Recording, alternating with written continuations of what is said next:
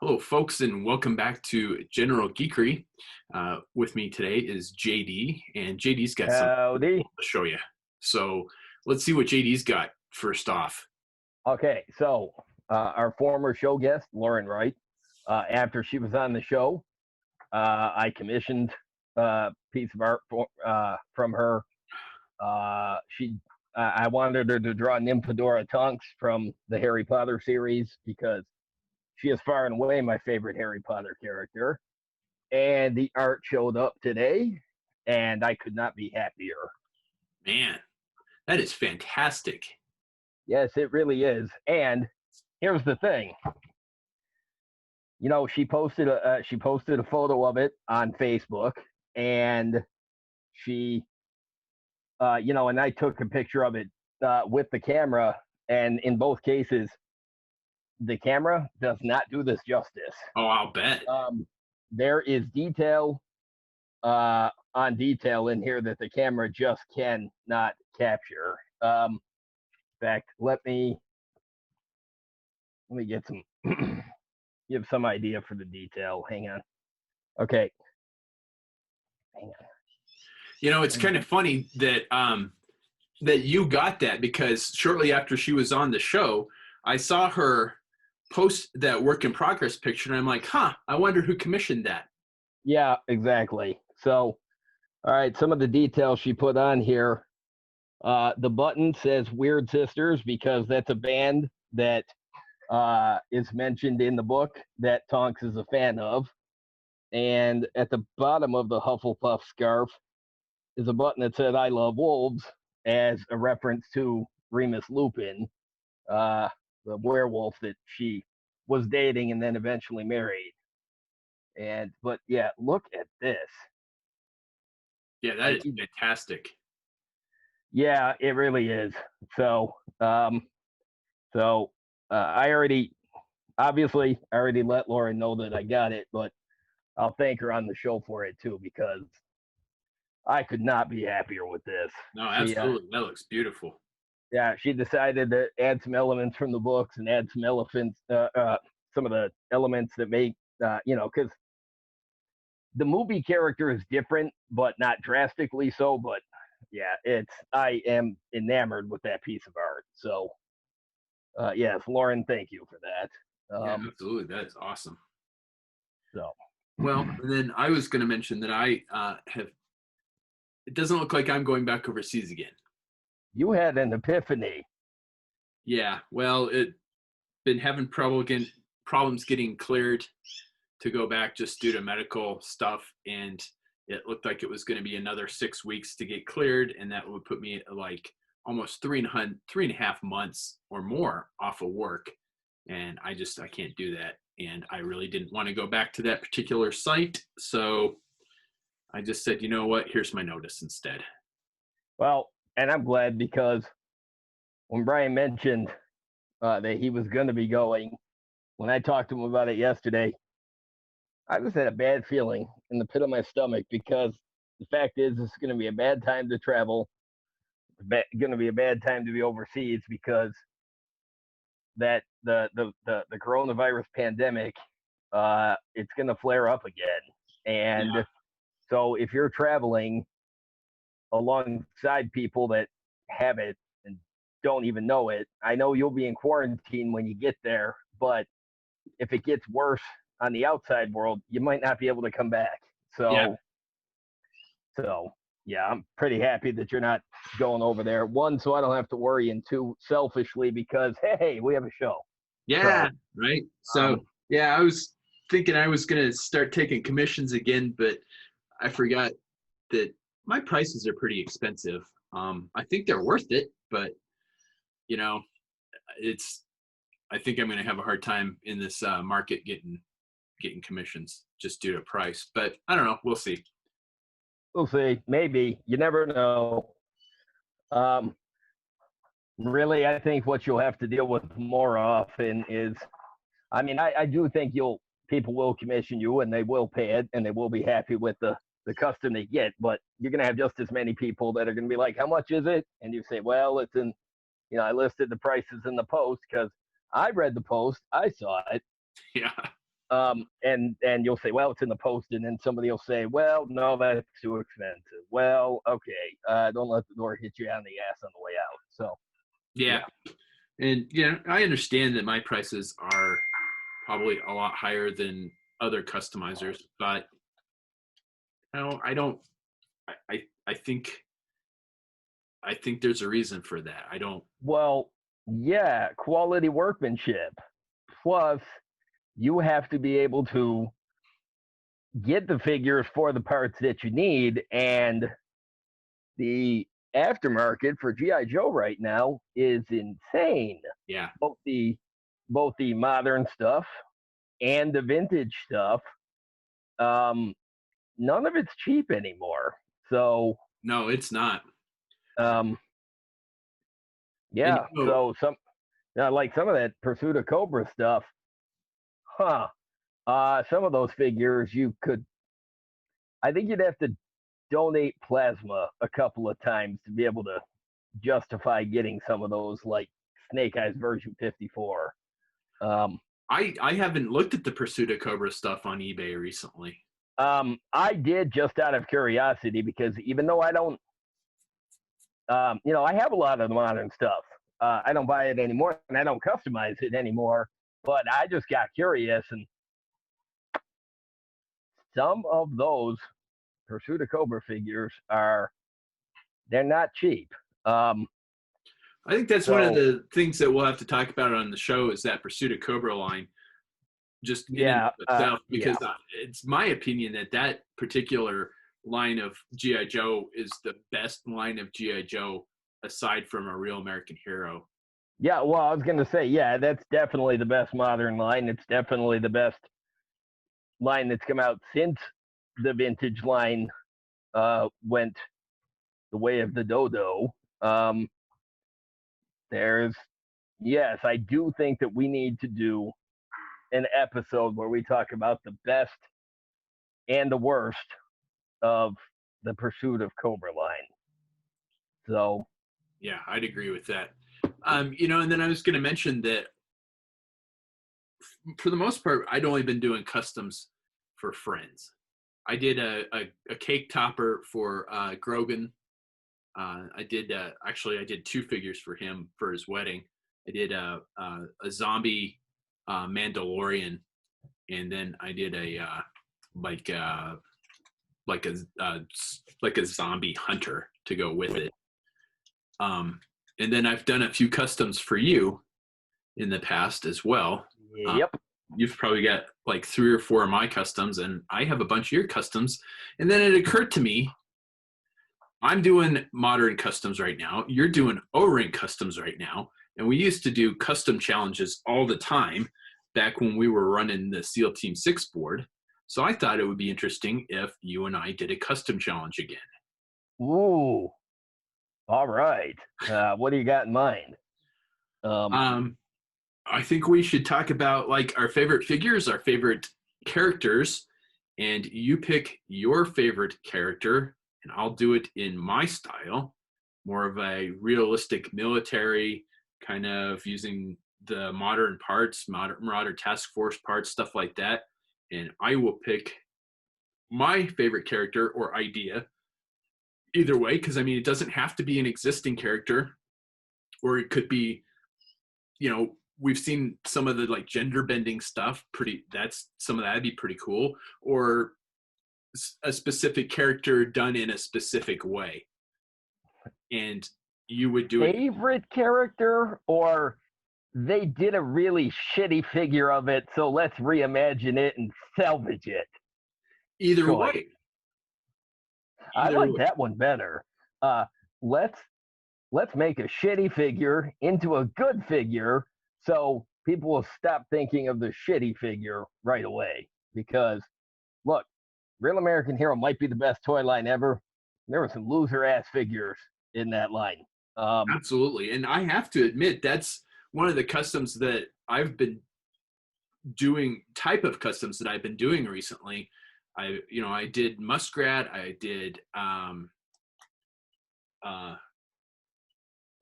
shit, sneak peek. I really, redid a sneak peek that I really liked. Shit, I have to turn around and look to see what I've done recently. Well, Pathfinder, that was one of the ones that I did recently that I really liked how that turned out. yeah, but see, you're saying those as if you decided to update them because they were shitty. No, that was just you making custom versions that were upgrades. I'm talking shitty characters. You know me and my ridiculous fascination with some of the most obscure, terrible characters in the line. Yeah, that's kind of what scares me, honestly. It probably should. I have a list of candidates picked out. Oh man. um, so, well, I mean, if see, here's the thing. It's easy to make to decide to make customs of great characters or favorite characters. It takes more motivation, like a challenge, to get up the energy to make some random obscure character that nobody actually cares about. Well, no, I take that back. Somebody cares. Every character is somebody's favorite. Yeah, it's It funny you might, should say that because I was gonna say the same thing. It's like every character that you hate, that is somebody's favorite character. yeah, I would say every character, um, no matter what, does have fans.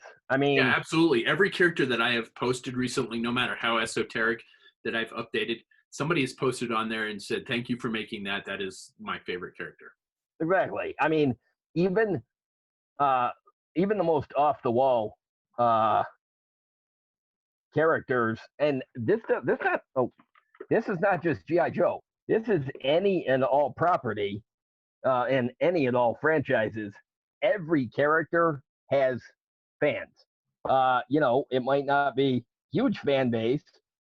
Could just be, one or two people. But yeah, I think I like the idea of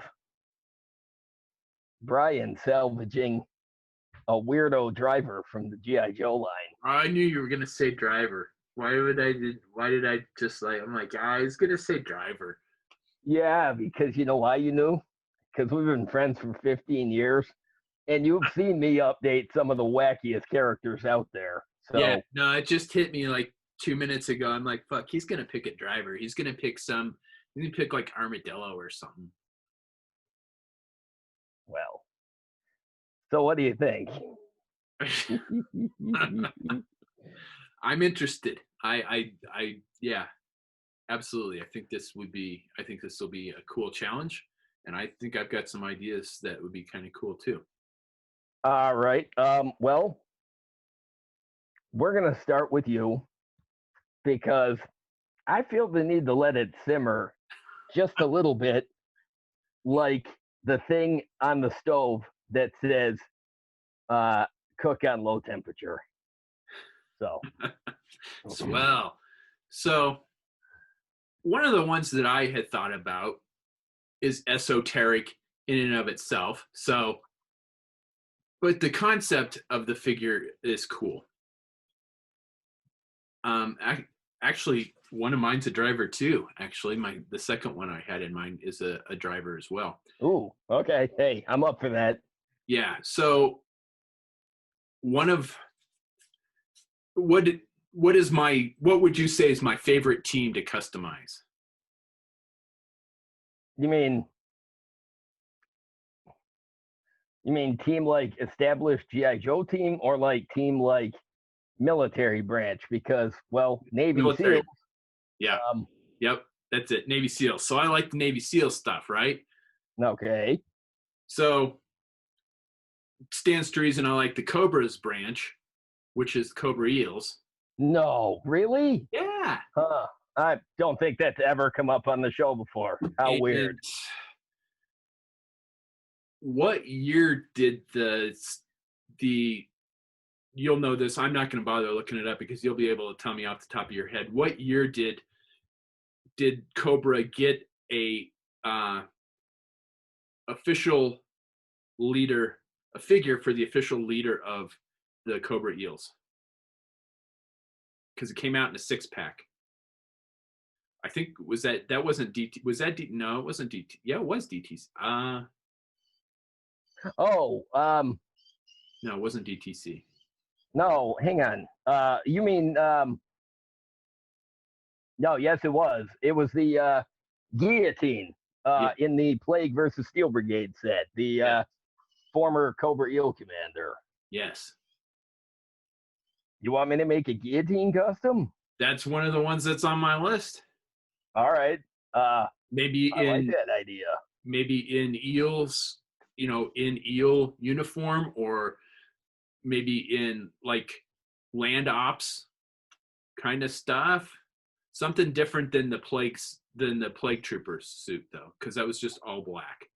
Doesn't that just go without saying? I'm not just going to replicate something Hasbro already did. Yeah, exactly. But I feel the need to explain it to our listeners, our viewers. Well, no, you're right. For the benefit of the listeners, but yeah, you don't have to worry about me ripping off something that, I mean, there are figures that I make my own versions, and I do replicate what was already done because that's the intention of it.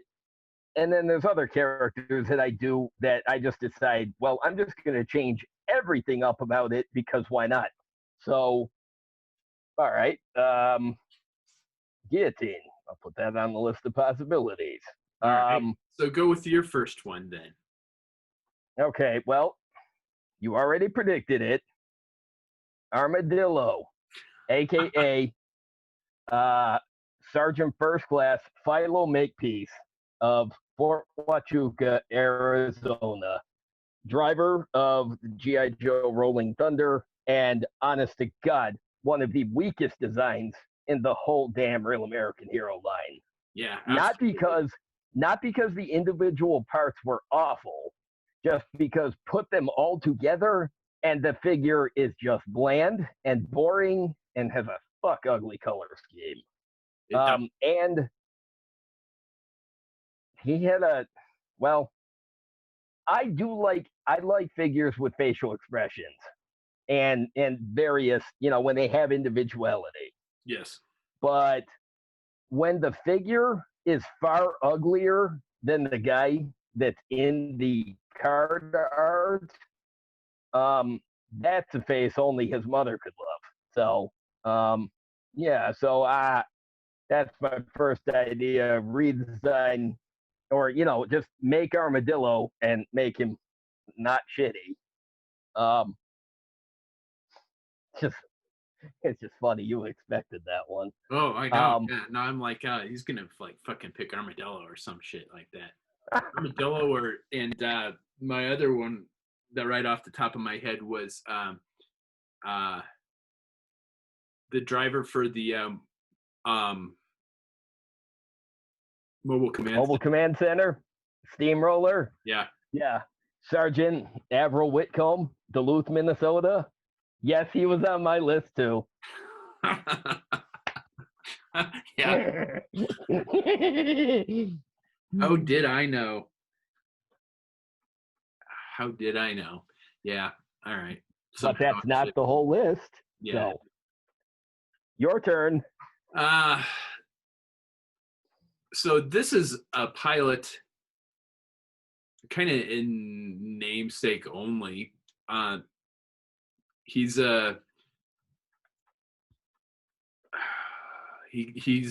only came in a new sculpt version, and they've only made one version with him, and he came with one of the not the newer mechs, but one of the mechs, and he is the son of Quinn the Eskimo. Oh, Ghost Bear. All the way back from, is that the Spy Troops? Yeah. Oh, that was Valor versus Venom. Yeah, okay. That's right, because he was packed with a mech, and as a rival to the Joe mech that was piloted by Leatherneck, who I figured didn't look even a smidge like Leatherneck. But no, Ghost Bear is a good. that's a good obscure character because there wasn't anything about that figure in particular that denoted that it was Quinn's son. If the file card didn't say so, you wouldn't know. But No. it's interesting And on he had its like own. shock red hair. I mean, it's like, where did that come from? Yeah, and he had like a with red hair. I mean, obviously his mother, but still. yeah, but he had like a baggy stealth suit on. It was weird. Yeah, I kind of like the figure. I had it at one point in time, but I have no idea where it went. I had it too. I don't know where it is, but I definitely had it. Got to admit, I don't think of that character very often. I may have forgotten about it. So yeah. All right. So how about one from you then? Well, you want to go. You know what? It's obscure, and it's obscure mostly because he's not. It was less about the driver and more about, I think the vehicle was just. I think the vehicle in general was just forgotten about. I mean, because let's face it, there were definitely some smaller, or I mean, bigger releases where they didn't really make a splash, especially when you're talking about latter day vehicles from like the new sculpt and the modern eras. There's not a lot to go on. So I was kind of thinking, oddly enough, it's another mech driver, but was it the Rise of Cobra line or the Pursuit of Cobra line? There was It came out in the Rise of Cobra line, I think. Okay. I'm not positive. I'd have to look that up. No, I think I'm pretty sure you're right. Well, there was a Joe mech and there was a Cobra mech. Actually, no, I have an even better choice. Forget about that. When it definitely in the Rise of Cobra line, there was a tiny vehicle that had a terrible gimmick that really fucked the look of it all up. One of those vehicles that you always wanted as a kid because you'd see it on the cartoon was Cobra driving around underground on this big vehicle with a drill at the front of it so they could hollow out the earth. Well, we finally got a toy of that for the Rise of Cobra line, except that it was shit. It was too small, and it had that missile gimmick at the front of it that completely destroyed any of the aesthetics that it had. But the driver that came with it had an interesting code name. It was the Terra Viper. Terra as in Terra, as in Earth. Right. But the figure itself was just junk. It was Wasn't that the Hazard Viper repaint? No, it was worse than that. It was. No, because the Hazard Viper repaint was the unreleased version, and that was the lava. You're right. That's right. You're right. What was it on the box? Was the prototype on the box? I think it was the Hazard. You're right. It was. It had the baggy uniform and everything. I have a couple of those somewhere. Yeah, and then the figure that was actually inside the box was I can't even say it was half-ass, because half-ass implies that there was some effort.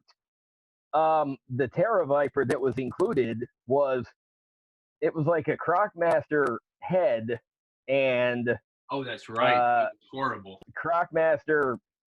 Yeah, it was a couple of 25th anniversary Crocmaster parts and a couple of parts from the 25th anniversary Serpentor. So the parts did not go together, and it was just Terra Viper was a cool idea, and the figure was just junk. Like they could have done more with it. What do you got? I've got the unreleased Lava Viper that was supposed to come with that thing. Oh, you actually have one. Wow. I have a Oh couple, I shit. think. Okay, so basically, yes, it's that color scheme on the Terra Viper, but with none of that detail or any of that. See, that makes sense. He's got, he's got the mop gear on and everything. If he's Yeah, tunneling underneath the earth, you don't know what kind of chemicals and gases are going to be released down there. Instead, they gave us this weird Crockmaster headed thing that was just, it. Like I said, you can't call it half-assed because that implies that somebody gave enough of a shit to try. No, yeah, they didn't. I think what happened was, I think that figure wasn't ready yet, and so they just grabbed whatever they had nearby just to fill, just to do a substitute, and they just dropped the ball in every way. yeah. No, that one, those popped up on eBay at some point in time, shortly after those came out. Oh, For I remember. I do remember them being on eBay because I think that was, if I'm not mistaken, I think that was around the same time that a bunch of prototype or alternate figures were coming out on eBay because the Rise of Cobra line was canceled. So like all the last release stuff from it all fell by the wayside, but it was all produced. So it ended up coming out of China on like eBay well, and it because was early Pursuit of Cobra stuff too, because that Pursuit of Cobra Zartan was in there. oh, that's right. Yeah, that's right. It was the changeover stuff. Yeah, and then Where they were transitioning from Rise of Cobra to Pursuit of Cobra because yeah, Pursuit of Cobra was the toy line continuation of the storyline that Rise of Cobra set up at the end of it. And yeah, because there was that Snow Duke with yeah, without the vest. uh yeah, and yeah, let's see, there was that Rip, Halo jetpack heavily geared ripcord with yeah, I'm looking for it. Marlon I have Wayne's one. head I on don't know it. where it's at. Yeah, I've got one too. I've got that Zartan and I've got that ripcord. Yeah, I got the I can see my Zartan, but I don't know where that ripcord went. I know I have one. I just don't know Um, where it's at. yeah, because that Zartan, you're right. That Zartan figure did come out in the Pursuit of Cobra line, but it no longer had the head sculpt with Arnold Vosloo's likeness. It was just back to 25th anniversary Zartan head, and I think, if I'm not mistaken, I think everything else was the same way. Yeah, I That think ripcord it came off figure, with the rest of the equipment. Um, yeah. that is my So favorite Zartan figure. I love that figure. I love that figure too. I love it because it was different. It was an interesting alternate take on Zartan. And I really liked Arnold Vosloo in that part in the movie, and that head sculpt perfectly captured his likeness. It was great. Um, so yeah, but the Terra Viper, I like. Um, um, your mission, should you choose to accept it, is to do something fucking useful with that idea. All right, that's an interesting one. I'll put that on the list. I kind of like the armadillo, honestly, at this point in time. But I don't, I don't know. Well, we'll see. I've got an idea for that. I don't know. We'll have to see. The Terra Viper. However, I'm a huge Cobra fan, so the Terra Viper presents an interesting challenge too, especially in underground. Yeah, oof, man, Well, boy, that well, is. that's why I had to. Well, that's why I had to give you a Cobra option. Well, because initially I was gonna say the mech driver, that was the Cyber Viper, but the only problem with that figure is the Cyber Viper in the Mega Marines line came out, and even though the Cyber Viper included with the mech looked nothing like it, it was still kind of the same idea. And even though it wasn't a great figure, it was still better than the Mega Marines version. So didn't seem quite as interesting once I remembered the Terra Viper. Yeah, no, that one has some good merit to it, I have to admit. So I think my next one is not going to be much of a surprise, because it would be an O-ring version of a figure that you have that very few people have, and it's of one of my favorite characters from that came out in a convention set, and that would be the Mission Brazil wetsuit. Ooh, okay. I think that is probably one of the coolest figures they have ever made. Is wetsuit in like land camo gear, like assaulter stuff, and it came out in a fucking it came out in a convention set, and that figure is just like stupid insane if you can find it on eBay. I have one. I know you do. But, well, I've got one because a little bit of background for the listeners. My buddy Dave Lee, he went to the convention that year, and he picked up the box set for me with because it was Special Mission Brazil versus the Python Patrol in the box set. So it was Python Patrol repaints of a bunch of 25th Cobras, and then basically they put together the same team lineup that was in the original Mission Brazil set in 1986. So it was Claymore, Leatherneck, Mainframe, Dial Tone, and Wetsuit. But the way they did it for the convention set, incidentally, I also have the Python Stinger that came out from the convention because Dave got that for me too. But if you look at the actual box set, while some of those figures do resemble updates of the Mission Brazil stuff, they went a completely different direction with Wetsuit, where he didn't have a silver diving suit on like the original. He was all head to toe camouflage with the BDUs and the boonie cap and the flak vest. And yeah, so they went realistic land-based seal with him. And that is absolutely one of the best wetsuit figures ever made. I think it is the best wetsuit figure. I think it's one of the best figures they've ever made in general because it uses a lot of the Pursuit of Cobra beachhead parts. And that figure was just amazing. Yeah. Okay, so yeah, like a land assault wetsuit. Okay. It's been a while since I did a hyper realistic custom. So see, I wouldn't even say it needs to be hyper realistic. It just needs to be an O-ring version of it. What would it look like if it had came out in 1984, or 1987 or 1988?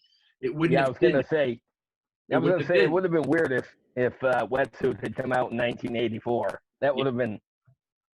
We're breaking time here, people. All right. Well, okay. But yeah, let's. What if it came out in 89 or 90? No, I like that idea. Like it wouldn't have been hyper realistic. It would have had 2, maybe 3 colors in the camo pattern, and it's most of that's going to be parts choice. Right. Oh yeah. Yeah. It would have been like a semi realistic figure, like Footloose leg, Rock and Roll version 2 or Recoil, where they're perfectly acceptable military figures. Yeah, I like that idea because Wetsuit did get an update later in the line, but it was just another diving suit. Yeah, none of the seals, unfortunately, in the vintage line ever got non-combat diver releases. And I do think that was an unfortunate exclusion from the toy line. Yeah, I agree completely. All right. Oh, I kind of like that idea. So Hmm. So Yeah, so it would be like Wetsuit if version 2 had come out in 1989 and not been. not been another dive suit, but had been, Yeah, wow. Yeah, I like that idea. yeah. I thought that might be too cliche for me, but I really, I like I don't said, think it is. I really like that figure. I wish I had one. I wish it wasn't, you know, I don't remember what it was the last time I looked it up, but it was over $200, I think. Well, let's put it this way. If it wasn't for my buddy Dave, aka Viper, getting that set for me at the convention, that was the only chance I would have ever had to own it Yeah. because I never would have been able to get it afterwards. And I mean, as it was, when I sent the money for it ahead of time, I was still paying through the nose. But because when you buy a convention set, you do pay through the nose, but Yeah, they're it's an usually even like heavier 400 bucks price. a piece, aren't they? Uh, yeah, that set was somewhere around. Yeah, I think it was somewhere around 400.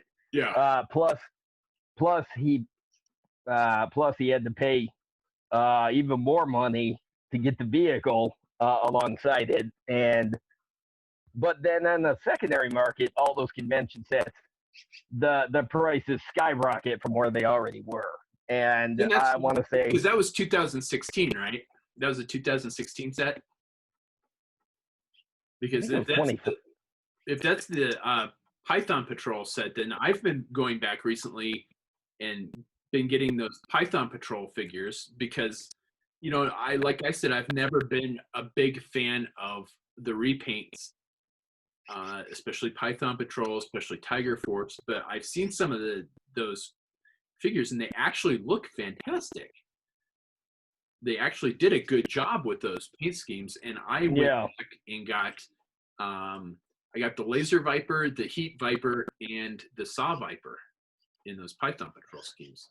that's the second time they did Python Patrol in a convention set. Ah, You're right. That was 2016 because I want to say I think it was 2012 or 2013 when Mission Brazil versus Python Patrol was the convention theme. That's right, because that set had the more traditional Python Patrol repaints where it was various shades of gray and green and yellow, and so they're all fuck ugly and yet gorgeous at the same time. Um, that's right, I forgot. The club went back and they updated the later version of Python Patrol, so they had the black suits with the red Python camo pattern. Yes, yeah. I much prefer the vomit colored version of Python Patrol. yeah, I like the new. I'm bidding on one of the lampreys right now. Uh, Um, oh, sorry, well, I mean, I got. do you have any internal organs you're not attached to that you could sell to get one? Because just an idea. Yeah, I don't think my appendix is going to get much, though, is the problem. I'm not using it, but I don't think I can get anything for it either. Yeah, it's true. Nobody else seems And to. you need your and you need your spleen because all that sugar you eat, something has to break it down. Yeah, I was just gonna. Um, Well, that's my pancreas. Actually, thank you very much. what the hell is the difference? They're both. You know what? I don't. Shut up This with the your spleen logic and your. the spleen helps break down fatty foods, and I am not going to stop eating fatty foods. So. I definitely need my spleen then because Yeah. that's all I eat. And it shows. But All right, throw me your next idea there. okay.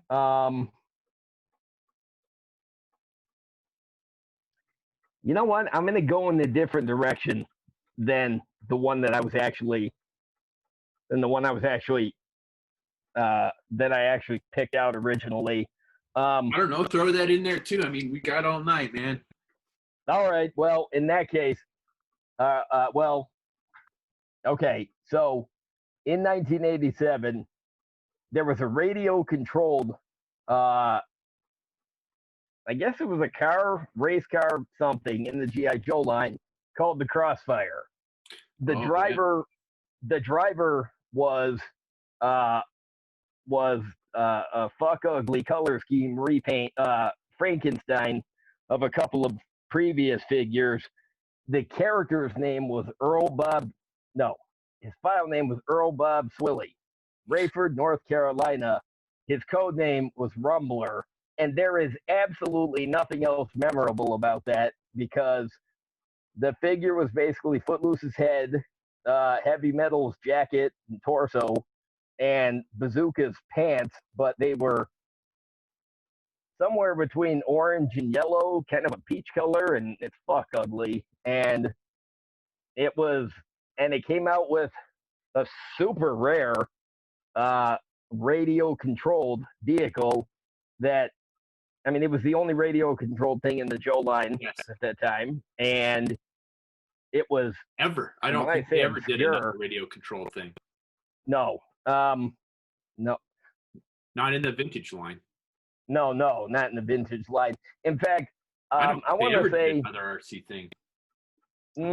They did back in the New Sculpt era. There was remember the Mega Marines character Mirage?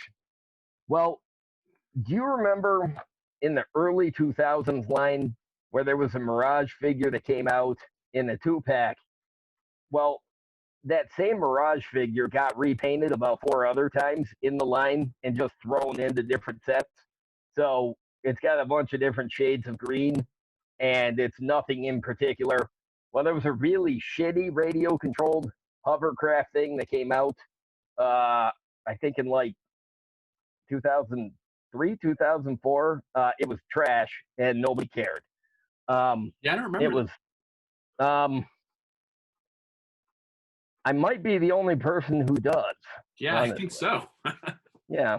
Because I'd have bet real money that the Crossfire was the only RC thing that came out. Well, it's the only RC thing that anybody cares about. But at the time of the vintage line, I didn't know anybody who had it. It was, again, until I got on Yo-Joe when the internet was created, I didn't know it existed. I saw it when I was a kid, but I saw it when I was a kid, but I already had an RC car, and there's no way my parents would have let me have it too. Yeah, I got you. Yeah, I definitely never saw it when I was a kid. I just became fascinated by Rumbler later because, let's face it, his file card absolutely makes that character because it sounds like something. It was definitely written by somebody. I don't know if it was Larry Hama. Maybe it was. He doesn't strike me as a Dukes of Hazzard fan. So either somebody at Hasbro wrote it that was, or Larry Hama actually is, and I just never would have guessed because, no, I take that back. The way he wrote Cross Country, there was a little bit of Dukes of Hazzard in there too. Yeah. I guess that can't be helped. But I don't know. I think Rumbler, a few characters you start going back to your file cards, and you're going to see a lot of rednecks in there. Well, no, you're right. But this, in particular, Rumbler's file card says that he was running moonshine through the backwoods of North Carolina. I don't think you get any more hillbilly than that. No.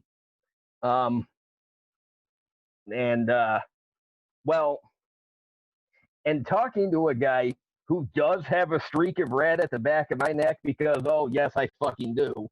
I don't understand hillbillies. In the G.I. Joe comic, there's one particular issue. I don't know what it is. Cross Country's there.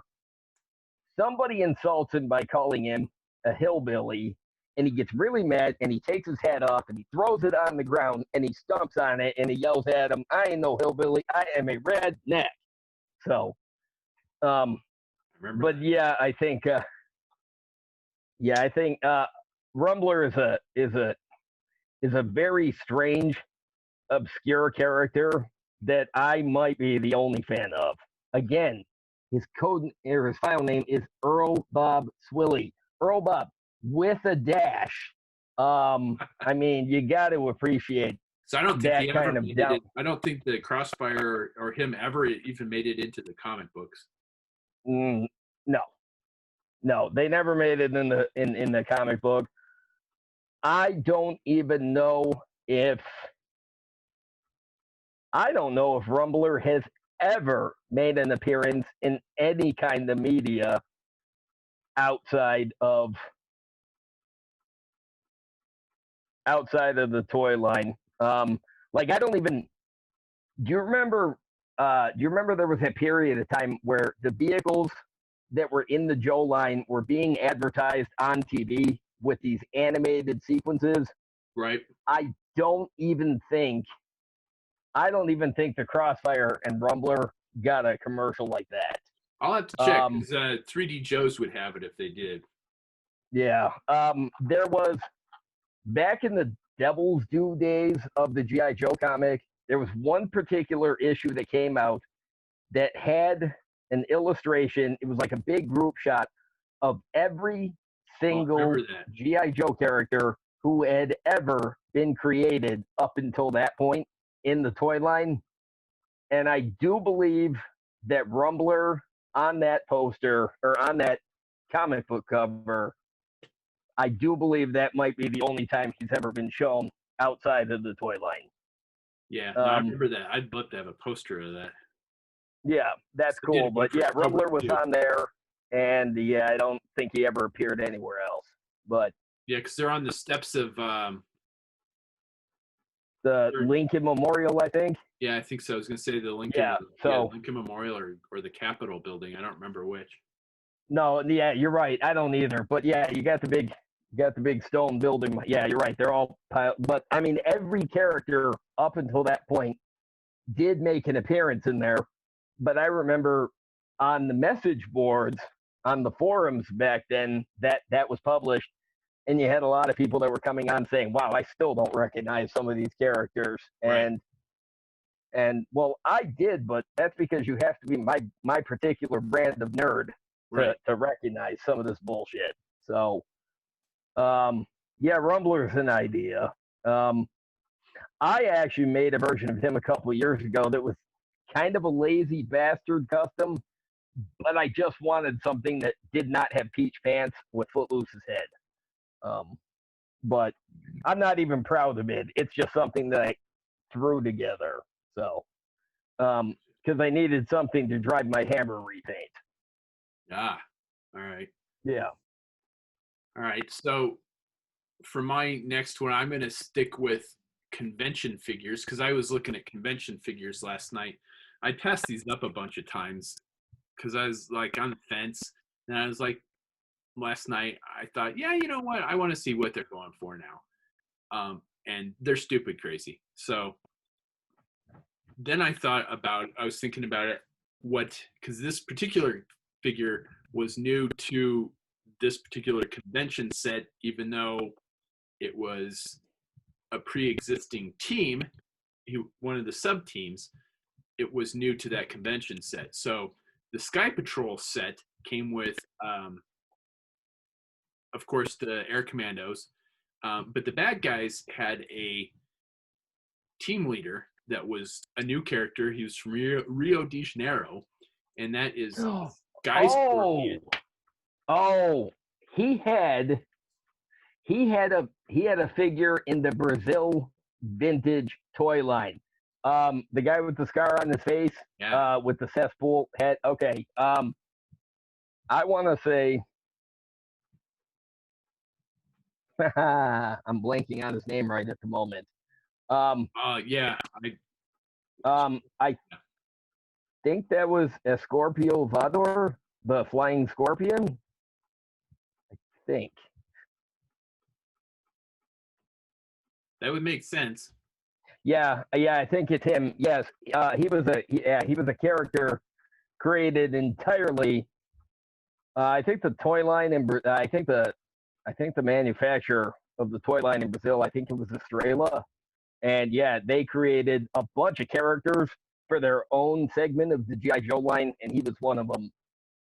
He's by far, if you want to talk about obscure foreign release figures that go for disgusting amounts of money on the secondary market, sometimes you don't have to look any further than the Brazilian Joe line. Yeah. Because they've got a lot of figures in that line that go for sell your firstborn type money. And then when the GI Joe Collectors Club started doing the 25th style convention sets, yeah, you're right. They did. They jumped on the opportunity to bring some of those lost characters or lost to the U.S. market characters in, and they did. They created new. They finally created official U.S. release versions of those characters, and I swear to God, some of those figures probably go for nearly as much as the original Brazilian O-ring figures did. So you're thinking of that? Oh, I like that idea. But I like the color scheme though. I like the gray pants and the red top and the black helmet and with the silver faceplate, and then Yeah. I don't know what you would use for a backpack that wouldn't be modern. Maybe Target backpack would be cool, but oh yeah, like I couldn't come up with something. Come on now. Yeah, right. But I like that color scheme, so I would have liked to see that particular figure, that particular color scheme, translated it into O-ring parts. And if I did that, I would deliberately avoid using any and all parts that were used by Estrella to create the original figure. Exactly. I would say would stick have with no the color parts. scheme because the color scheme is awesome, but come up with new parts for it. I could do that because the Brazilian line from a few years ago, Força Fera, which was basically the animal force, I did a whole set of those figures, deliberately avoiding using any and all parts that even resembled the original parts they used. So I could continue that theme. And yeah, because if I did Flying Scorpion, it would probably result in me having to make the other guy too at some point. Okay, I'm definitely putting that on the list. Yeah. We're gonna have to go back to this video and because I should have been writing this stuff down, but I haven't been. No. See, that's what the video is for. Remember on the old audio show when I wasn't on, but Dayton was, and Dion was on there, and you said he kept telling Dayton to go back because he was trying to take notes and repeat what he said. Yes. And you had to point out to him that he could just, I don't know, listen to it after it was published. Yes. Yeah, let's just do that. Sorry, Dion, to call you out, but that was pretty funny. It's like, Dion, dude, we're recording this. You can listen to it later. Yeah, exactly. So why do you need to write it down? And you're going to watch this just to edit it. So right, yeah. So that will be kind of the thing is you'll have to tune into the next episode to see which figures we pick. Well, if not the next episode, it'll be the next episode because it'll be the next episode because we've got the show with Lucas scheduled to go up tomorrow, and then I've got the one with Josh scheduled. I still have to edit it, but it will go up the week after tomorrow. Well, and plus we have to have time to work on these. We have to buy the parts. A lot of times, for me, it's probably eBay. Once I figure the parts out, that could be a whole big to do in and of itself because right. And I'll probably get stuff from Marauder and they're running a couple of weeks behind anyway. Yeah. In order to call my process, I could call it slow and deliberate, but I'm giving myself a lot of credit. No, I'm going to go with painstaking and torturous. Oh, I like that. No, painstaking because really, if there's any realism to the movie Toy Story where your toys come alive when you're not around, well, then all these Joes that I've got, they have to get annoyed by me constantly digging through the same parts over and over to decide on parts for the same damn figure that I was in there doing yesterday. Yeah. So, and the torture part is mental torture to myself because I just think to myself, if I don't stop overthinking this damn thing's never going to get done. So, whatever. Okay, that's annoying. All right, so go with your next one then. Okay, you know what? I'm not going to go entirely crazy with it. It's just, it was a nifty idea that was plagued by an action feature and Ooh, very I hate features sometimes. well, okay, because I actually do want to see something. Okay, if this happens, it has to have neon colors on it somewhere because I do want it to be an update of a Ninja Force figure. But That's I basically see. Fuck you for appealing to my painting, because neon colors are hard to paint, and that's a challenge in and of itself right there. So fuck you to appealing to my favorite thing to do in customizing, which is paint. well, yeah, because see, here's the thing. Sometimes it is cool to see customs that are updated versions of Battle Corps and Ninja Force and Star Brigade and Mega Marines where they do have new color schemes that aren't ridiculous. Yes. But there's something to be said for seeing figures or customs of figures that were 90s neon that actually maintain the 90s neon. Yeah. Yeah, no, because when I posted my my a picture of my female heat viper before I started painting it, and somebody commented and said, what color scheme are you going to use? And I said, they specifically asked, are you going to stick with the original color scheme? And I said, oh yeah, she's going to be bright yellow and purple.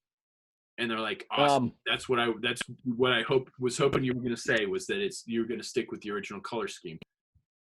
Yeah, because there is something to be said for reimagining something like that. But there's a case to be made for paying a loving tribute to something that was ridiculous and yet still kind of awesome. Let me put it this way. Right now, I'm working on a custom that was inspired by somebody's work that I saw online where they basically made kind of an MTF version of a super obscure character from the 90s that was all neon in the 90s, and they stuck with the neon colors for their custom. And as soon as I saw the pictures of that custom that was all neon glory, I immediately said, I've got to make my own version that replicates kind of what they did and a little bit of what the obscure Joe was. But I painted neon from head to toe on this damn thing, and that paint was not the least bit cooperative. But I can imagine. Yeah, so I was gonna say either the Ninja Force Night Creeper or I gotta look at. I don't remember what color scheme that Night Creeper was. It's neon pink and neon blue. With it's got kind of a cool, interesting helmet variation.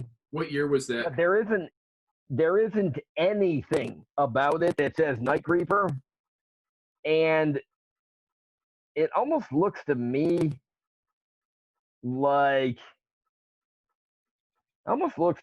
they could have made that into a character instead of a trooper, and I think it would have gone over pretty well. But it's interesting. The 94 or the 93? Because no, that's the Night Creeper leader. 93 is the blue and the pink. Yeah, well, no, because in 93, Yeah, there was an orange and black Night Creeper leader figure in the Battle Core line, the basic line, and then I think in '94 they did a purple and yellow repaint. But alongside Yeah, that, there's in the the Ninja Force line, 93. yeah, that's it. That's the regular Night Creeper.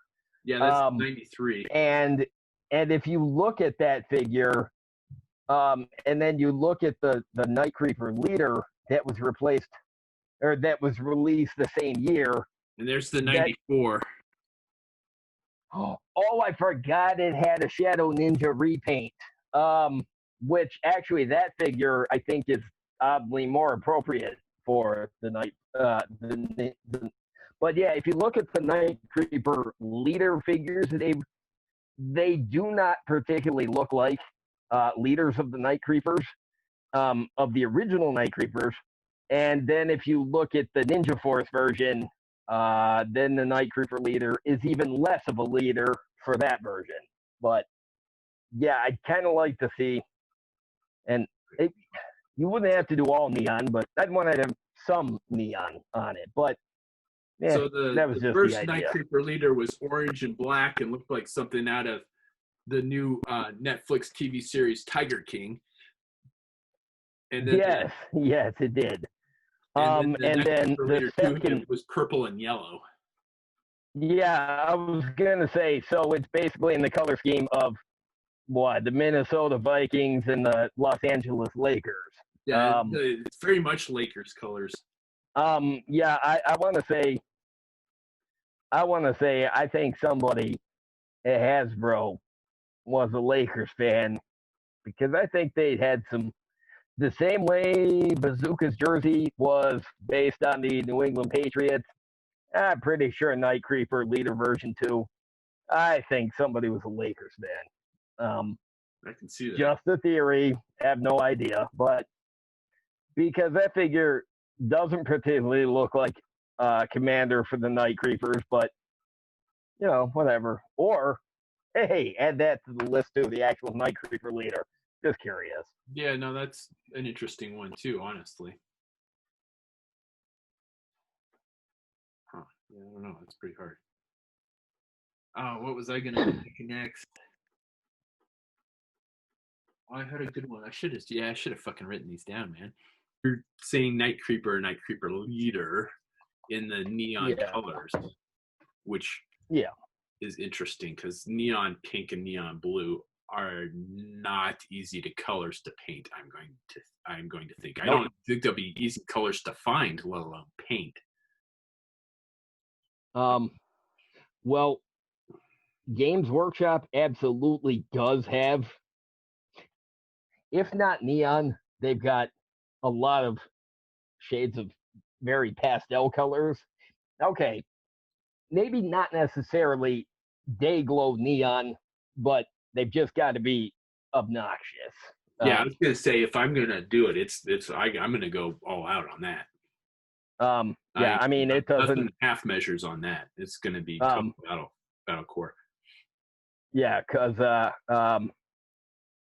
have seen, I've particularly seen customs that people have made of Giraffe Pants Leatherneck from 1993, where they do paint the pants bright yellow, and there's something fascinating and horrifying about that. Yeah, absolutely. So, much like the original figure, which is both fascinating and horrifying. So, yeah. So, and part of this is because you don't make a lot of really bright colored customs, so I'm just I do not. Curious what it would look like. Yeah, I was thinking about that the other day when I was painting, because I was like, some of my details weren't standing. I was working on my Steel Brigade guy, and it was like, man, some of these details just aren't coming out. And then I realized everything's really dark on it. So yeah, I don't do a lot of bright colored stuff to begin with. No. All right, so let me think. After having Lauren on the show and her talking about like a lot of the gender bent stuff, I thought maybe a gender bent custom would be kind of cool. Then I thought, okay, if I was going to have you gender bend somebody, it probably wouldn't be an existing character necessarily, because one of the customs that I'm having a lot of fun making right now is just female versions of like specialty vipers. And I thought, well, which specialty viper would I pick then? And then I thought, wait a minute, there's a pre-existing character that never got it figured from the cartoon that would be a female. Evie? Yes. Evie, the Ambush's childhood friend, Yeah. who he found out at the end of that episode she was she had joined, or no, he found out during the episode that she'd grown up and joined Cobra the same way he'd grown up and joined the military, and then got the invitation to GI Joe. So yeah. So she was a range viper. Huh. I like that idea. Yeah. So I thought an Eevee figure would be an O-ring Eevee figure. Maybe Lady J torso, and I wouldn't even know where to start. Well, let me put it this way. If I was to do something like that, you see this half yellow, half green, half blue thing, the green stuff, there'd be a whole lot of that involved, and it would be enjoyable, because, well, okay, here's the thing. That Flint custom that I posted the other day, I basically took whatever torso I used, and I don't remember which torso it was, because for one, I made the custom, I think, last year. I think it was the only custom I did last year, or one of two. And basically what I did was whatever the torso was, I took out the Dremel and I went, and I pulled all the detail off of it so I could start fresh with a complete resculpt. Yeah. So that's what I did. So I guarantee whichever of these customs that you're challenging me to, there's going to be a copious amount of green stuff on there. So See, I'm just not that confident in my sculpting abilities. I'll do it if I have to, but well, some of mine is not great, but I know that some of it will not get picked up by the camera on it, so I can live with it.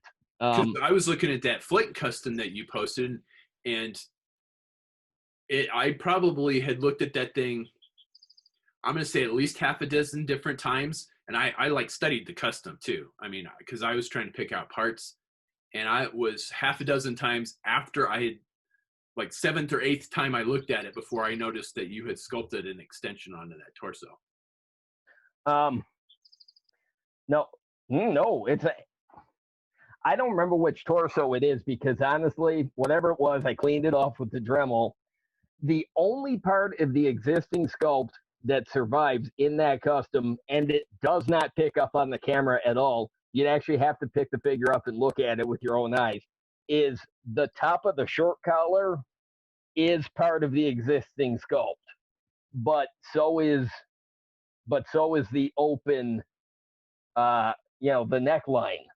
I mean, I assume that it was, but like the bottom part of the collar, because you know how those shirts, they've got the 2 points on the collar. Yeah. Well, all the rest of that is sculpted, and then the bandolier straps. The bandolier straps. I mean, those are straight off of a 25th anniversary Flint belt. I specifically bought the web gear off eBay because it was cheap. It was like $2 plus shipping. Yeah. So I got it and I chopped it up and I glued it to the torso after I did all the sculpting. But whatever the customs that I pick that you're mentioning, there's going to be I'm going to do a lot of work in them, and I'm going to make them something special. So, Eevee, okay. That's a good. That might be kind of cool, because I don't know that that's one that I ever would have actually done. Right. All right. Yeah. And I recently did a female range viper using one of the Joy Toy figures, and all the gear is interchangeable on it. It came out really cool. And then somebody mentioned Eevee to me, because I don't know that I've seen that episode yet. So I I went haven't seen back that and episode. searched a little bit about it when somebody mentioned it to me, and I was like, the dog has a squeaky toy. Hello, do you want me to throw the ball? I'll throw the ball. So I thought that would be a cool. I mean, it's definitely from those years. That would be a cool custom to make. Would be Eevee. Yeah. No, yeah, I like that idea because, like I said, I don't know that that's one that I ever would have actually thought about doing. But yeah, well, that's a strong contender here. So what you got? The only other idea that came to mind. Okay, now the Sunbow G.I. Joe cartoon on screen had a shitload of characters that were created for the series that have never gotten toys. Not even through the club. Like the club never even did most of the characters. And they could have. There's definitely some that they could have done, but for whatever reason they didn't. Especially because the last few years of their license, they were absolutely insistent on just rehashing old figures that had already come out. But there was a character, I think she was a Crimson Guard cadet. Her last name was Deming. Yeah, so Cadet Deming. She's in a few episodes with Tomax and Zaymot. She's she was supposed to be I think she was supposed to be a Crimson Guard cadet. She doesn't wear red. She wears Cobra Blue, and she's got blonde hair. And I have seen customs of her before, but I've never seen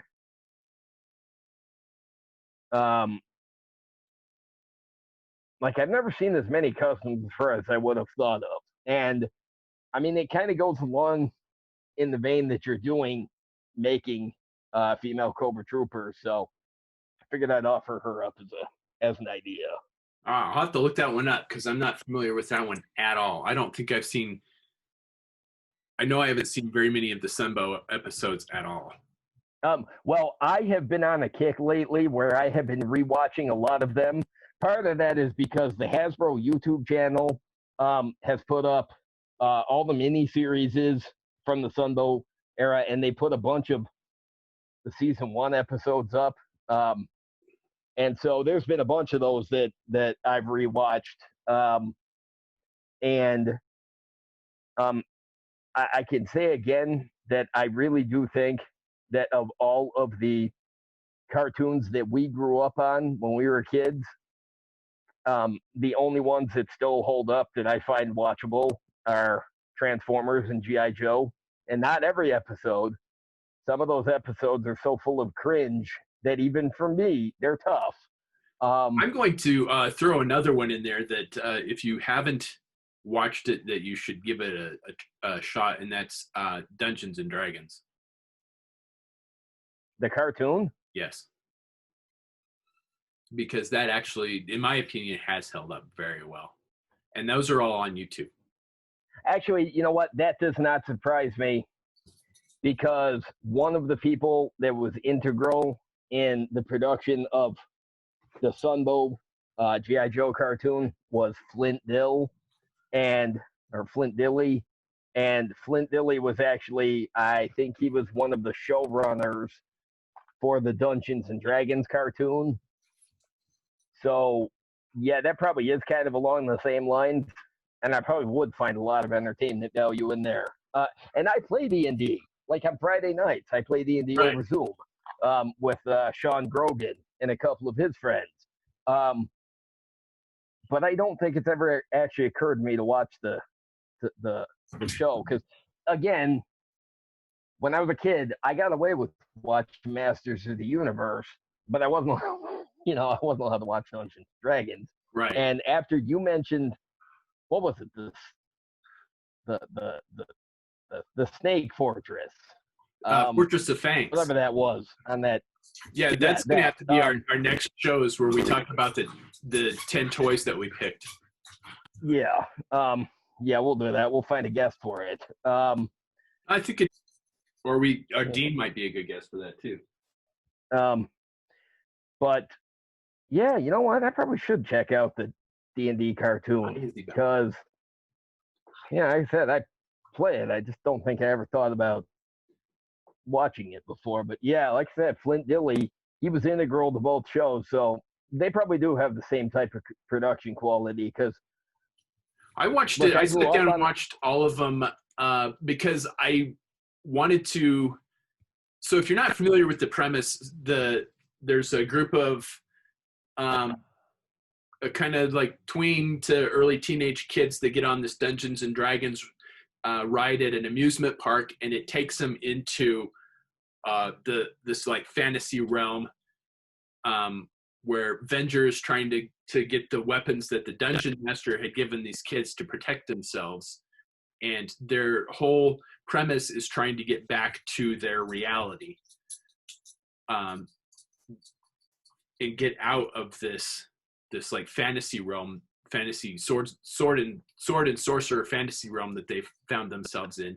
And I wanted to find out if they ever did get out. So I sat down and found the YouTube channel that had all of the cartoons, and I watched them. I binge watched them start to finish. I won't spoil that for you since you haven't seen it yet, but I thought they held up very well. Because it's not something that if you think about it, it's sword and sorcery, so it's not something that necessarily ages like one of my other favorite cartoons from that period of time was Mask. And so technology is something that evolves over time, and that was a very technology heavy cartoon, and some of that did not age well. Well, I'll say this for Mask. I might be the only guy who's 40 years old that grew up on all the same toys that everybody else in the age group did. And I might be the only fan that, honest to God, Mask never did anything for me when I was a kid. It does not do anything for me now. I swear to God. I find that interesting as a fan of both Transformers and G.I. Joe. Yep, they did not have the crossover appeal for me. Was it out of curiosity, was it the scale? No, because even if the toys hadn't done it, sometimes the cartoon would grab me. Right. I was a big fan of the Centurion. No, okay. When I say I was a big fan, it was nothing like the scale that I was over G.I. Joe or Transformers. All right. But I did used to watch Centurions all the time. I did have one of the figures, I think. I had the bad guy who had like the half robot face or something.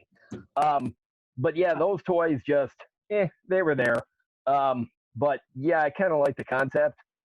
But yeah, I don't know. For some reason, Mask was just one that I just never got into it. I did have Matt Tracker and his car. But I remember two things distinctly. The car I really liked because it had the gull wing doors on it, and that shit fascinated. That absolutely fascinated me when I was a kid. The idea that in reality there were cars where the doors flipped up instead of opening side to side. And the other thing I distinctly remember is looking at that Matt Tracker figure. It drove me absolutely insane that the details on his face weren't painted. Yeah, none of the figures had detail painted on their face. No, and I understand why, but I didn't like it. And I couldn't. But see, and that's a scale thing. I think it's like back then. I don't know that they could have done something with that. Like, no, you're right. They might not have been able to. Because a friend of mine, because at the time that was on I was living in Alabama, and a friend of mine did have some of the other mask stuff. Like there was some motorcycle or something, and I know there was a truck and shit, but I did remember I kind of liked the guy that was wearing like a yellow and purple racing suit, and he had sunglasses on. Um, I think he looked to me like a lost member of the Dreadnoks, so I think maybe that's what. But he did strike the fancy. But don't ask me what his name is. I don't know. I think Other that's than Brad that, Turner. Is Tracker, that the guy on the motorcycle? The I green. don't even Okay, know if I'm the. I think you're thinking of Brad Turner. He was the pilot of the Condor, which was the motorcycle that turned into a helicopter. Oh, I don't know. I'm saying, um, if of all the other characters, well, okay, besides Matt Tracker, the only character I can actually name is Miles Mayhem, and I think I can really only name that because a few years ago in the IDW GI Joe comics, they had a crossover with like Transformers and Mask and Action Man and some Yeah, other shit. And I got the convention set when it came out. I never opened it. I have it sitting here somewhere. I don't know what. Yeah, I remember seeing the pictures for that. I read a couple issues of that crossover comic, and I just thought to myself, no, this is just kind of a mess. Um, there's a way to do a crossover, and there's a way to not do a crossover, and I felt like that fit into the latter category. But you're right. I mean, logically, if you think about it, the properties from the 80s I was into, Mask should have some appeal for me, but nah, it just doesn't. I tried. Yeah, no, I find that very interesting. I have to admit, I will not lie, that blows me away. Vehicles yeah, I mean, it just between Transformers and GI Joe, I mean, to me, that's like the perfect mashup. And yeah, I was a fan of Centurions. I still have one somewhere. I have the Max Ray somewhere. Was that the Leatherneck guy or what? Max Ray as an O-ring figure. Yeah, is that the Leatherneck guy or the wetsuit guy? Wetsuit guy. It was great. Okay, because I remember. I remember there was a guy. Well, you're yapping. Let me see if I got it because I know he's here somewhere. No, yeah, because I remember there was a green guy and a yellow guy and a blue guy, and I want to say I think the blue guy's name was Ace. Yes. And here he is. I only ever. Okay, so the Leatherneck guy. If you pull the helmet off, he's got the Leatherneck mustache, right? And he's got the Leatherneck color scheme. Yeah. See, here's the thing. Anytime I watch the Centurions, I couldn't help but think that they were basically Wetsuit, Ace, and Leatherneck on some other assignment for a not G.I. Joe organization. I mean, it didn't help that one of the characters' name was Ace. So it was kind of built into it. Yeah. I think Centurion had an appeal for me because remember when I mentioned Cloudburst, I kept thinking that he was the Transformers pretender. I think it was the same thing. Mask might have been able to actually hook me if I had felt like there was a character there that I could pretend was a G.I. Joe. Nah, I don't think I ever got that deep into it. But yeah, I think Miles Mayhem would have been a good parallel for Cobra Commander. And I need to pause it for 1 second. Hang on. We're recording. So yeah, I have to say that like the Centurion would be a cool like O-ring custom. I've seen people do modern customs using like a War Machine as a base, and they look really nice.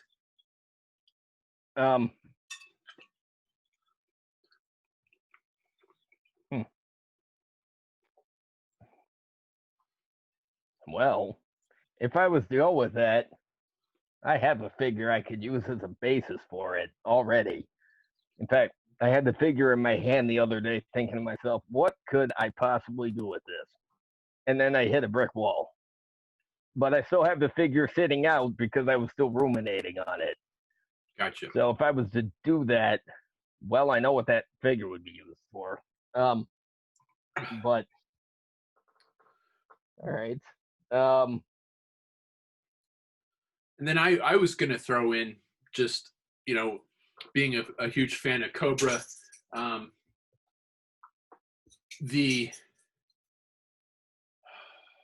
was it Valor versus Venom sand vipers that had that kind of really like almost robotic look to them? Mm-hmm. Yeah, I had at one point I had 8 of those figures.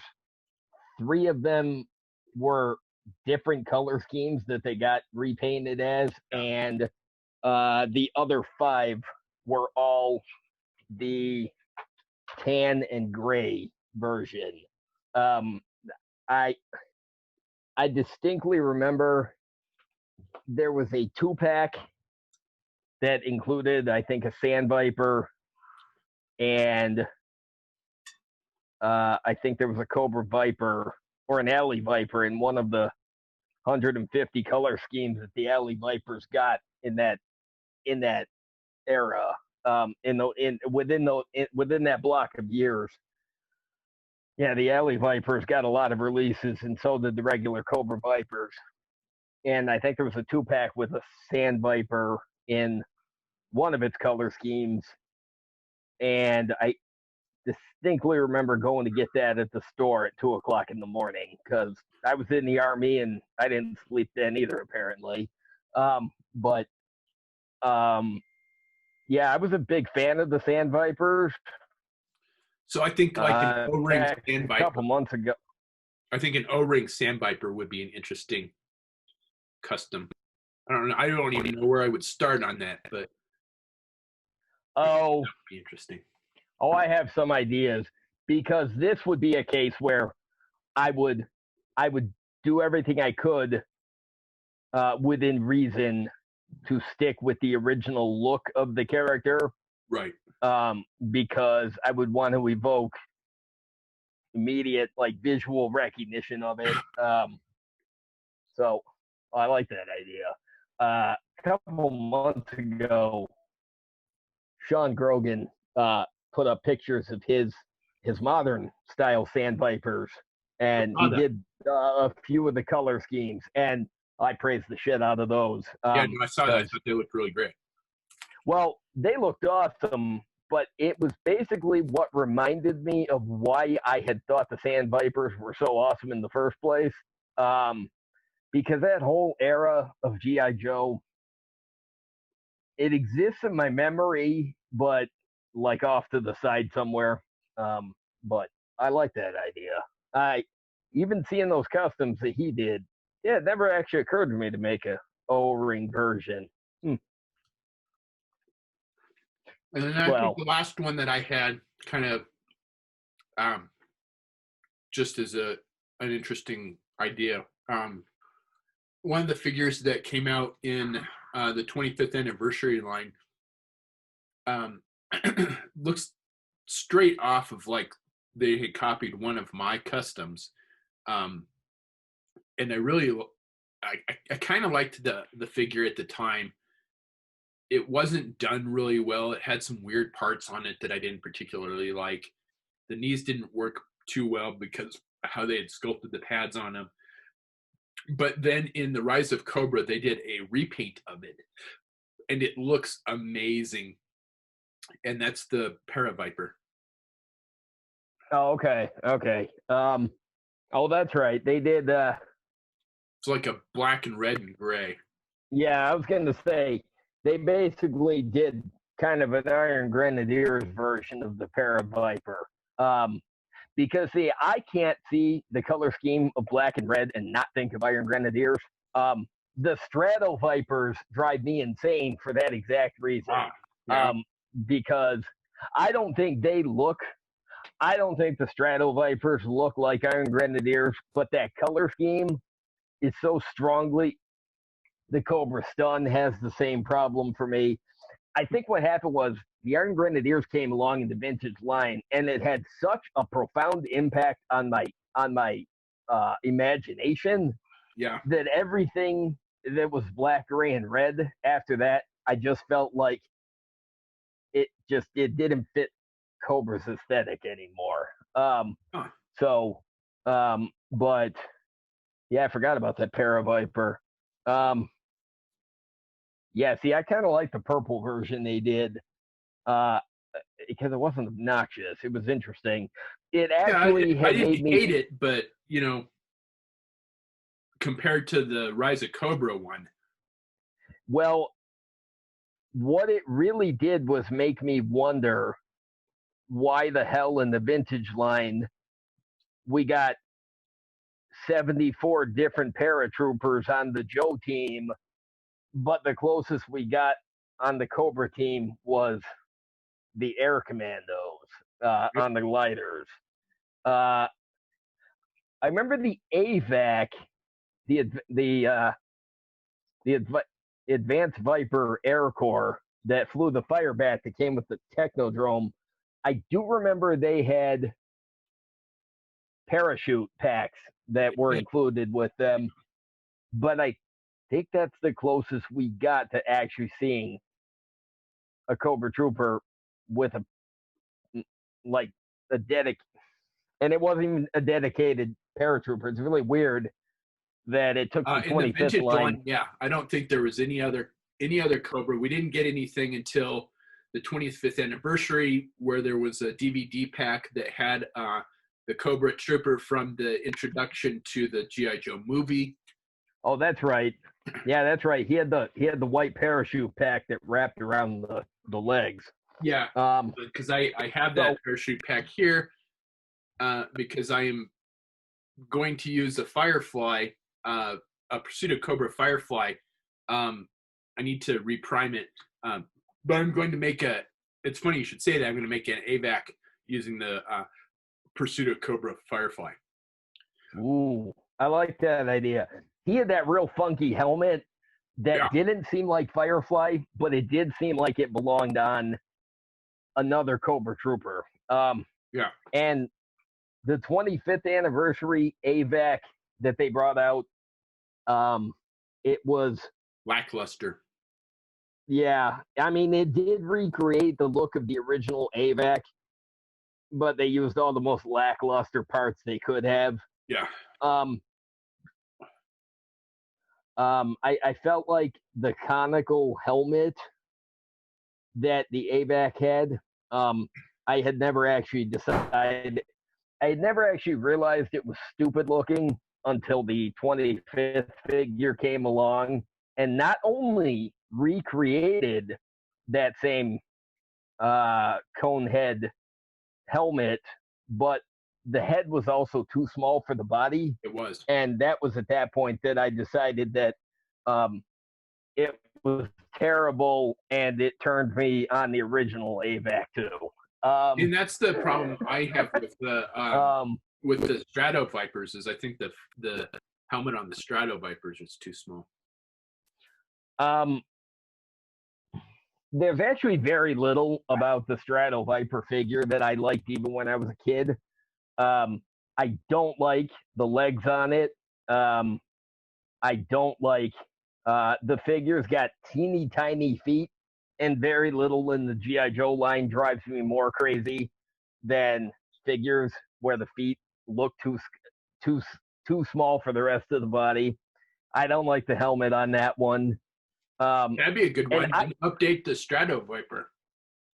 Well, let's put it this way: the Strato Viper, even when the body was repainted in brown for the Sky Patrol Drop Zone character, and I didn't even like that. That's when I said, "Wow, I really just don't like the Strato Viper that much." I think there were many other cooler pilots that came out in the vintage line, and so the Strato Viper just. The coolest thing about the Strato Viper, there was an episode of the Sunbow cartoon where it was Slipstream and he gets shot down by a Night Raven, but I think he shot the Night Raven down at the same time. And the pilot, when she climbed out of the crashed Night Raven, took the helmet off, and it was a girl, and she had that like really long brown hair, right? Yeah, and yeah, she had braids, and she had dark skin, and she had it was actually, she had more character in that one episode than a lot of the Cobra characters on that show that were regular had. And in the process, she brought out some characterization for Slipstream that had not existed before then. And it was like that character. I always wish she'd gotten a figure. She never did. Again, the club could have, but they didn't. Right. I always wish that she would have gotten a figure. And in my mind, I think the only fandom of Slipstream I have really comes from that episode. I really thought, if I look at the proportions on the Strato Viper, I actually wonder if maybe they went that direction in the cartoon because the Strato Viper figure had such wonky proportions that it's hard to see it as male. Almost looks like it could be female. And yeah, I think that's what happened there. But I'm looking forward to that ABAC you're making. Yeah, I'm gonna that Firefly. I gotta go get primer tomorrow, so I'm gonna reprime him tomorrow and then work on him. But man, that's a good list you gave me. Oh yeah, yours is fantastic too. I'm gonna have to go back and watch this episode. Me too. But man, I've got a lot to ruminate on here. Like I've got a lot of possibilities to chew on here. This could end up being a thing where, for this particular challenge, I make one of them, but it could actually inspire later customs of some of these things too. Well, we've got a long list. We could go back and do this all over again. That's true. Well,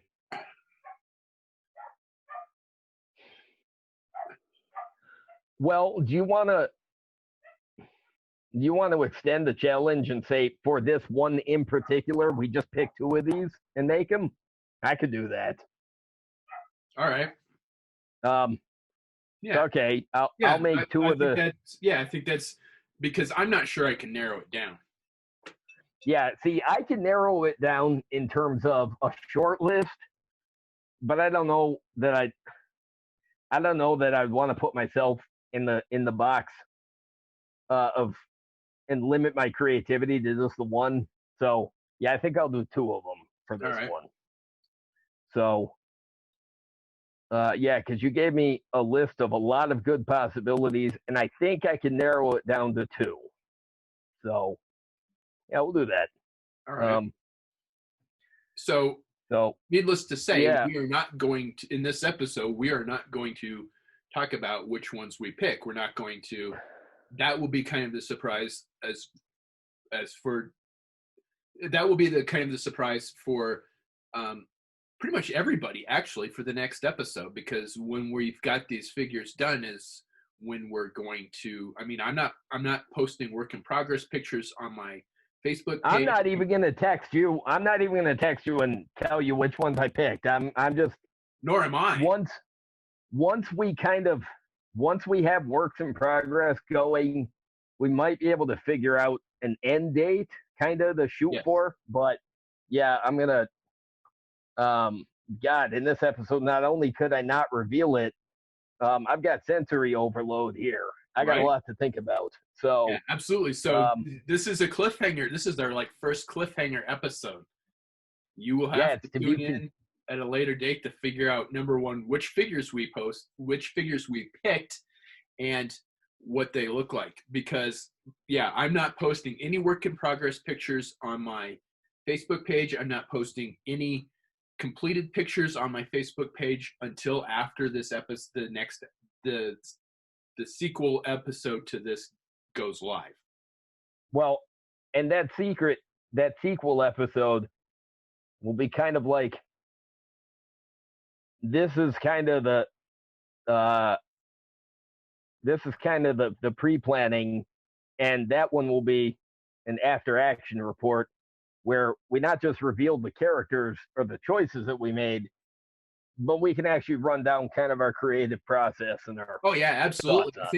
So, I think that would be something that, because one of the other things that I use the YouTube channel for has been tutorials, and I've gotten a lot of feedback on that recently, um, from a bunch of different customizers saying that they have stepped up their customizing skills and learned a lot from the tutorials that I've been posting. And hey, they're that's awesome. right. I'm That's awesome to know that people are actually, you're putting it out there, and it's not just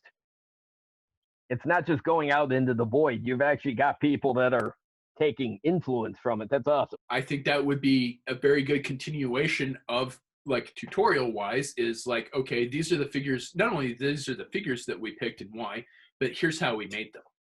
All right, folks, we're going to end it here for this particular episode. We ended up talking for a whole nother hour, but it wasn't stuff necessarily related to the challenge. It was an interesting conversation, however, so it'll probably get released as its own little standalone episode. So stay tuned, not to the next episode, but the episode perhaps after that, to see the results of the customs challenge. JD will show his 2 O-ring customs, and I will show my 2 modern customs. Please like, share, subscribe, comment below. In fact, comment on which customs that you would like to see us make. We're interested to hear what everybody's opinion is on that. Again, like, share, subscribe, comment, all those fun social media things. And thank you for watching, and tune in next time, and tune in next time.